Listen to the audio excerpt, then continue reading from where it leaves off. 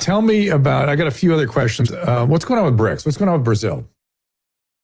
Yeah, so Brazil, this is one where very passionate for me. I'm someone who's close with the family of former President Bolsonaro, and particularly his son, Eduardo Bolsonaro. So what's happened in Brazil, and this is so unique and different from other areas of the world, you have a Supreme Court there, but don't think of like Justice Roberts and Sonia Sotomayor. Think of, in Brazil, the Supreme Court. They have their own investigative force. They have their own secret police. They can go and charge you themselves. The Supreme Court, not their version of a DOJ or a prosecutor, where the Supreme Court can charge you with a crime, try you with a crime, find you guilty of something, and then lock you up and throw away the key. And then, Dr. Drew, who do you appeal to? They're the Supreme Court. There's nowhere to go. So going back, I've heard of other examples of this in history. We call it the Spanish Inquisition. Isn't it exactly the same?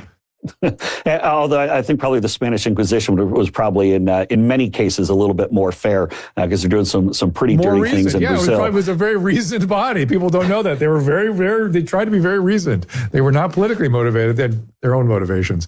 But anyway, yes. So in 2021, I visited Brazil at the invitation of former President Bolsonaro and his son Eduardo, who is a federal deputy as well as CPAC in Brazil, and is now the exact same Supreme Court justice who is charging President Bolsonaro with something that would put him in prison for the next 35 years. And they've completely turned Brazil on its head. And so what President Trump is trying to do is say, look, if you're going to go run these undemocratic activities, whether it be some completely false nonsense they're going after President Bolsonaro on, or, by the way, this same judge, they kicked off True Social out of Brazil. Rumble is now banned out of Brazil. X, the former Twitter, that of course Elon Musk is now running, was kicked out of Brazil for a long time. And so I know people, Dr. Drew, that I've spoken with and met with, and people I've known for a long time that have been pulled out of their house in the middle of the night, who've been roughed up by these secret police, who've had their finances frozen,